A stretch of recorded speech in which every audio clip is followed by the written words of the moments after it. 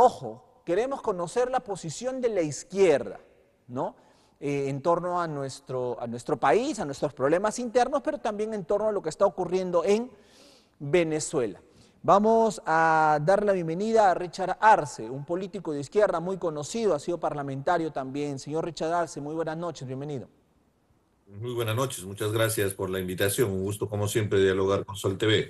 Para continuar con el hilo de lo que estamos hablando, ya luego conversaremos en torno a nuestros problemas internos, ¿cuál es su posición como hombre de izquierda en torno pues a lo que está sufriendo Venezuela, a lo que está haciendo Nicolás Maduro con el pueblo venezolano, con su intención de perpetuarse, y al no dar los resultados de las elecciones? Creo que todo eso habla de un fraude, pero quisiéramos escucharlo a usted, señor Arce. Por por supuesto que es un fraude y que se ha ido, disculpe el término, cocinándose desde hace varias semanas, meses, cuando primero retiraron a las candidatas opositoras con mayor opción para participar en el proceso electoral de una manera grosera del proceso electoral.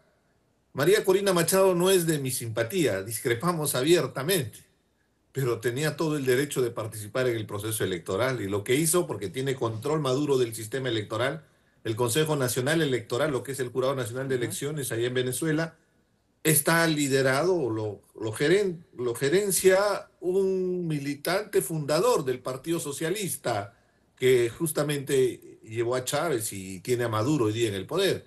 Ha sido diputado de su partido, o sea, para que Sí. puedas darte cuenta Sí. a qué nivel de afinidad tiene.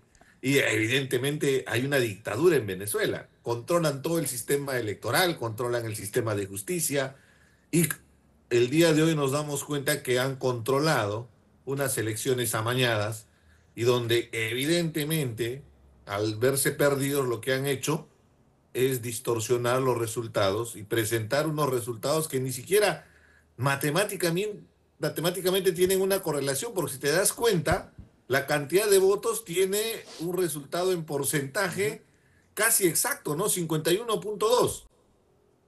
Cuando tú haces la cantidad de votos, o sea, es casi imposible que te pueda tocar un porcentaje Tan tan exacto, exacto. sí, exacto. Tendría que ser 51.2, 1, 3, 5, Con 7, los 6, decimales o ahí, sea, claro, una serie de decimales. Es claro. imposible, es como sacarse la lotería. Pero no solamente está en el resultado de Maduro, sino también está en el 44.8 de González, que también es exacto. Entonces, ¿qué cosa es lo que han hecho? Simplemente en Excel han definido el porcentaje y después han sacado la cantidad de votos. Es fácil deducirlo, ¿no? Si, hasta matemáticamente podemos desbaratar. El objetivo es que hasta el día de hoy no entrega las actas de Ajá, ese exacto. proceso electoral, a pesar de la exhortación que se ha hecho desde la Unión Europea, desde Estados Unidos, pero también, o sea, varios países latinoamericanos están pidiendo que se verifique esos votos Ujú. para poder validar si es que él realmente ha ganado. Ahora, No lo va a hacer porque evidentemente ha perdido las elecciones. pero viene la arremetida, ¿no? El hecho de las detenciones, primero los muertos, 17 muertos, más de 100 detenidos. Muchos de ellos han sido líderes, han sido dirigentes que han llevado adelante esta campaña de Corina Machado. Corina Machado ha escrito hoy día en un diario estadounidense un artículo diciendo que lo estaba escribiendo ese artículo desde la clandestinidad porque sabía y se sentía amenazada de que en cualquier momento la detenga. Y la amenaza está ahí, expresa, ¿no? Por parte de Maduro y por parte del presidente de la Asamblea, lo que es el Congreso de la República. Así que viene la oleada, ¿no?, de la represión para quedarse en el poder. ¿Qué hacer ante eso entonces? Nuestra condena contra el régimen dictatorial de Nicolás Maduro y nuestra solidaridad con el pueblo venezolano Ujú. y compartir ese sentimiento con las víctimas, lamentablemente, de una pretensión de querer perennizarse en el poder. Ya son 25 años del gobierno chavista y lamentablemente han fracasado, y hay que decirlo todas las letras conformes, porque basta ver las calles del Ujú. Perú, de las ciudades, de todas las ciudades del país y la cantidad de venezolanos en uno de los éxodos más grandes de nuestra historia, Exacto. en una crisis humanitaria Mundial. sin Sí. precedentes. Ujú. Hemos tenido una oleada de migrantes venezolanos que han salido de su país buscando una oportunidad ante la profunda crisis económica que vivía en su país. a consecuencia de la negligencia en la gestión y en el manejo de gobierno de Nicolás Maduro. Ahora, con esta intención de hacer fraude, evidentemente, y con todo lo que está viéndose el día de hoy, con los muertos, la represión, la persecución política, la detención de opositores, se nos viene otra oleada migratoria y lo que vamos a cargar son los países vecinos, países como el Perú. Por eso es que el presidente de Chile, de manera coherente, siendo de izquierda, ha manifestado su posición firme para exigirle a Nicolás Maduro que muestre los resultados electorales para que se puedan verificar, se puedan auditar y validar si realmente él ganó las elecciones como arguye, en complicidad con el Consejo Nacional Electoral, ¿no? Correcto. Ahora viene... Bien peculiar, ¿no? En los argumentos que dicen que han sufrido un ataque de virus, que no pueden acceder al sistema. Ya pasaron 3 días. Siempre puede haber problemas. El otro día hubo problema en un banco muy importante, pero se solucionó en la tarde, ¿no? O Cuestión al de día horas. siguiente. Claro que sí. Ya vamos al tercer, cuarto día de las elecciones y hasta el día de hoy no tenemos ninguna información para corroborar lo que dicen esos resultados. Entonces, ¿de dónde Ahora, sacaron los resultados? sí. La cae por su propio peso. Ahora, señor Arce, pero con esto, con lo que Maduro está haciendo y demostrándole al mundo, no queda mal la izquierda, no queda mal esa ideología, y si esto lo sumamos a lo que ocurre en nuestro país, han habido congresistas de izquierda que han viajado a avalar lo de Maduro, y recordemos lo que dijo Bermejo en plena campaña, antes que entre Pedro Castillo: una vez que ganamos, nadie nos saca del poder. O sea, eso lo tienen mentalizado. Reitero, la izquierda no asume esa responsabilidad o esa irresponsabilidad reflejada en Maduro. No generalicemos para empezar, porque evidentemente dentro de la izquierda hay diferentes organizaciones, sectores, posiciones políticas que inclusive somos antagonistas, como es mi caso, frente a lo que representa personajes como Bermejo, Cerrón y una sarta de impresentables, ¿no? Que son capaces de aliarse hasta con el fujimorismo para obtener el poder y están involucrados inclusive en actos de corrupción, ¿no? Diferenciemos la paja del trigo. Pero evidentemente los mensajes que vienen de sectores de izquierda tratando de avalar un fraude, un acto antidemocrático, es un costo muy alto para nuestra posición ideológica, para nuestra visión de un sector muy importante del país que cree que la izquierda es una opción de gobierno, porque evidentemente no es coherente y no es consistente, y sobre todo en nuestro país, ¿no? Varios personajes de izquierda han salido a avalar esta pretensión de hacer fraude de Nicolás Maduro, inclusive argumentando posiciones risibles, yo diría, ¿no? Porque Verónica hablan de Mendoza, persecución, de conspiración, del imperialismo. a Verónica Acá Mendoza simplemente hay un abuso prepotente de Nicolás Maduro para torcer la democracia para que pueda perennizarse en el poder. Ha habido un fraude con sus 5 letras, hay que decirlo claramente para que la posición esté siendo vista de manera objetiva. Es lamentable que compañeros, camaradas de izquierda puedan avalar sin razón. Entonces, ¿dónde queda, pues? O sea, cuando somos críticos, por ejemplo, con lo que hizo Fujimori, que también fue lo mismo que vivimos en el año 2000, debe recordar el fraude que hizo para la reelección con Montesinos, que inclusive debes recordar al famoso Papelito Manda, el jefe de la OMPE, Portillo, ¿no? Sí. Y una serie de personajes tenían el control del sistema de justicia. Igual, ¿no? Todo eso nos muestra que han aprendido muy bien esa lección y condenan. Pero cuando se trata de condenar a lo mismo que está haciendo Maduro, muchos camaradas de izquierda miran de reojo, ¿no? O sea, no tratan de sacar hasta mensajes que no tiene la consistencia. Deberíamos aprender, porque sí ha habido posiciones de izquierda bien claras, como la del presidente Boris de Chile, del Partido Comunista Venezolano, inclusive de la Internacional Socialista, organizaciones de mucho reconocimiento mundial y de posición de izquierda, por supuesto, que se han manifestado en contra de la dictadura de Nicolás Maduro. Correcto. La posición del gobierno peruano, ¿no? Inmediatamente, creo que ha sido uno de los primeros, si no fue el primero, en reconocer al señor Edmundo González como presidente de Venezuela y obviamente deslegitimando las intenciones de Maduro. Eso lo ha dicho el gobierno peruano a través de Cancillería, ¿no? Bueno, de la señora Dina Boluarte no se escucha nada. Ojo, todo ha sido manejado por Cancillería de Relaciones Exteriores. Pero, ¿cómo toma usted esa posición del gobierno peruano, ¿no? De ir contra Maduro de manera abierta? Pero también hay que recordar, si ayer escuchábamos al canciller lamentando los 17 muertos de Venezuela, no nos olvidemos que este gobierno de Dina Boluarte tiene más de 50 muertos en las protestas que hubo hace algunos años atrás. Entonces, ¿cómo responde a eso, señor Arce? Es evidente que es otro papelón internacional que deja muy mal parado al país, ¿no? Tú estás escuchando, mi posición es de crítica, mi posición es confrontacional con Nicolás Maduro, pero con objetividad tampoco podemos proclamar presidente al señor González. Tenemos que esperar los resultados electorales. Queremos saber cuáles fueron los resultados electorales. Eso es el objetivo. Entonces, una locución del canciller del Perú ayer en una reunión de la Comisión Permanente De la OEA.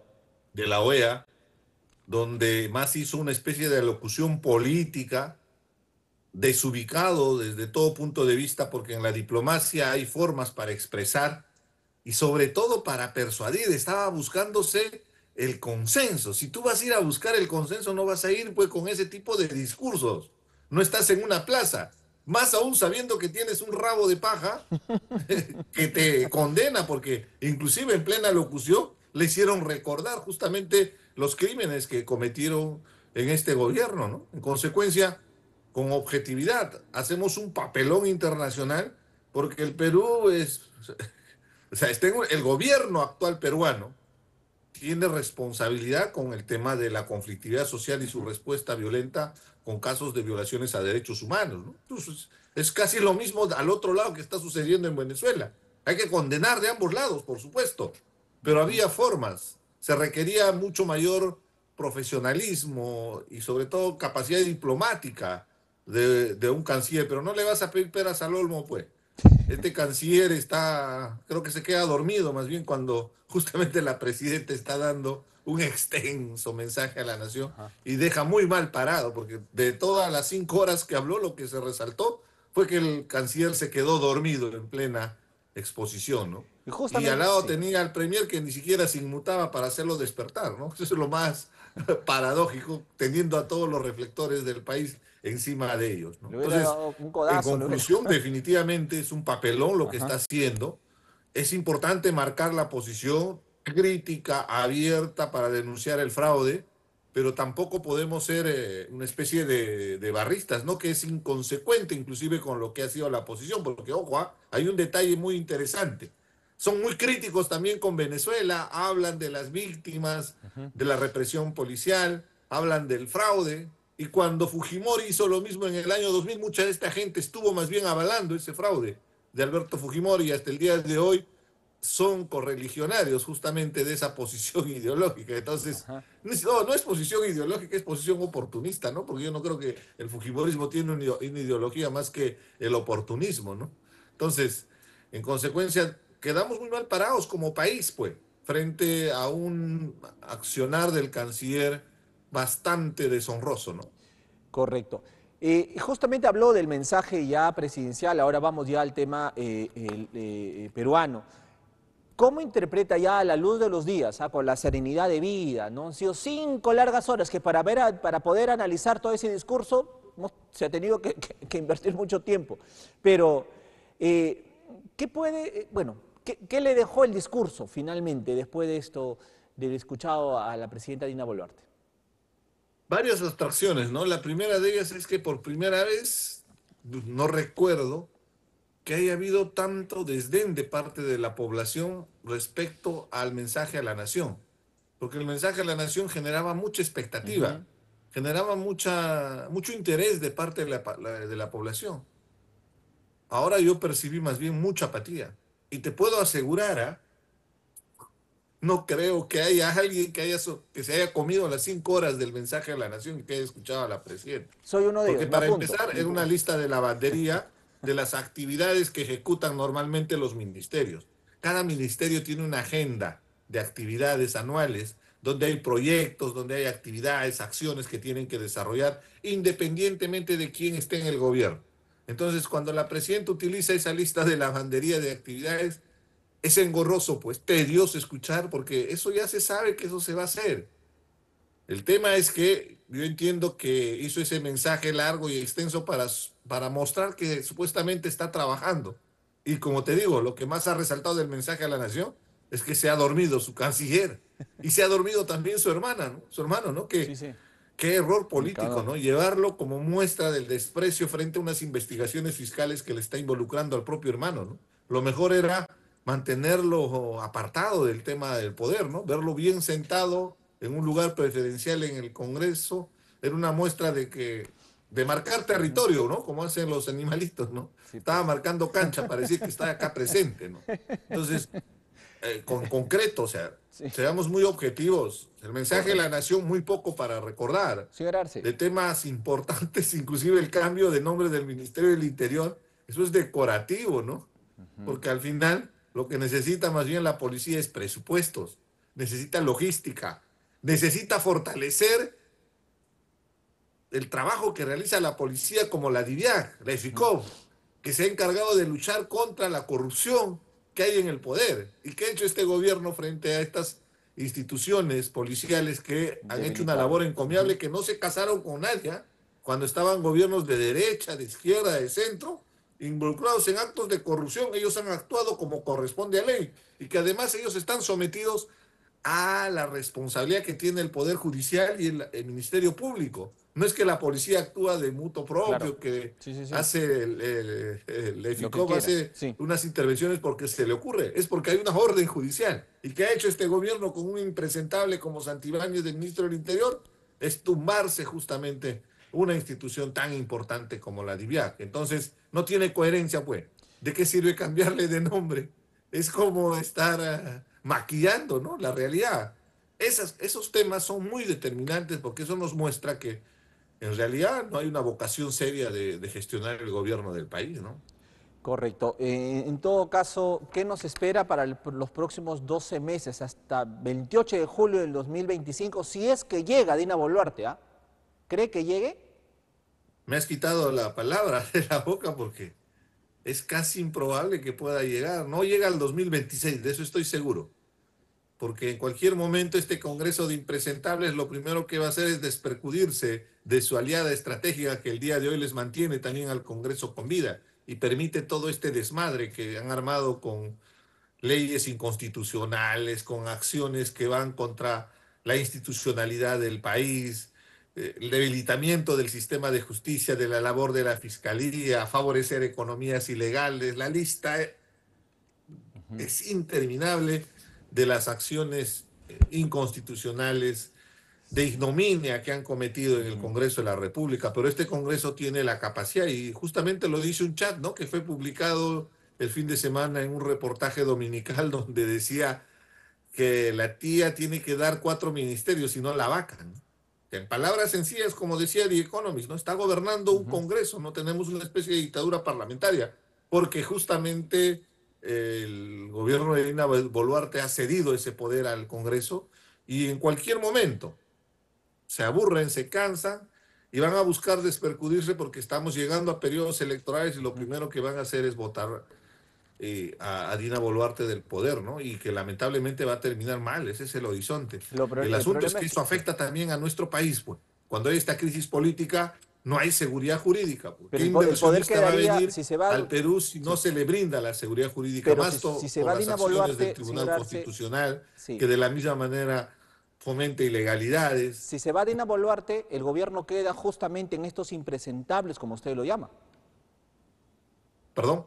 Si se va Dina Boluarte, el gobierno quedaría en manos de estos impresentables, como usted lo llama, que sería, creo, La peor. ventaja es que ahí sí yo creo que la población se va a movilizar y vamos a arrinconar a los impresentables del Congreso de la República, ¿no? Y habrá un adelanto de elecciones. Yo veo eso en el horizonte, ¿no? Correcto. Porque esto es Perfecto. insostenible, ya es demasiado lo que vienen cometiendo. Señor Arce, le agradezco muchísimo por estar esta noche con nosotros y voy a leer lo que ha escrito en su Twitter. Sigan al señor Richard Arce, le estoy haciendo el cherry, señor Arce. ¿Ah?